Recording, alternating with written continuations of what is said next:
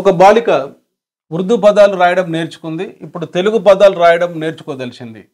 ఇక్కడ జరిగే అభ్యసన బదలాయింపు. A girl learned to write Urdu words. Now she wished to learn to write Telugu words. Then the transfer of learning would be. అభ్యసన బదలాయింపు, transfer of learning అనేది 4 రకాలు. అనుకూల బదలాయింపు, ఒక చోట నేర్చుకున్న అభ్యసనం మరొక చోట ఉపయోగపడితే అనుకూల బదలాయింపు.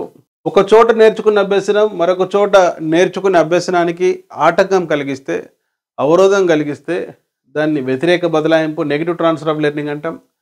ఒక చోట నేర్చుకున్న అభ్యసనం మరొక చోట నేర్చుకున్న అభ్యసనాన్ని ఏమాత్రం ప్రభావితం చేయకపోతే శూన్య బదలాయింపు, జీరో ట్రాన్స్ఫర్ ఆఫ్ లెర్నింగ్ అంటారు.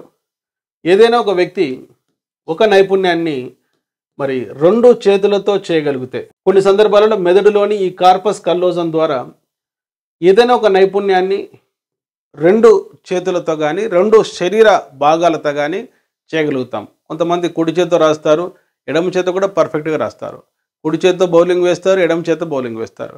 కుడి చేత్తో బ్యాటింగ్ చేస్తారు, ఎడమ చేత్తో బ్యాటింగ్ చేస్తారు. సో దీన్ని ద్విపార్శ్వ బదలాయింపు అంటాం. అడిగిన ప్రశ్న, ఉర్దూ పదాలు రాయడం నేర్చుకున్నది, ఇప్పుడు తెలుగు పదాలు రాయడం నేర్చుకోవాలి.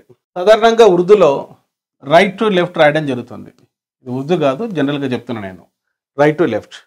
తెలుగులో కానీ, ఇంగ్లీష్లో కానీ, హిందీలో కానీ లెఫ్ట్ టు రైట్ రాయడం జరుగుతుంది.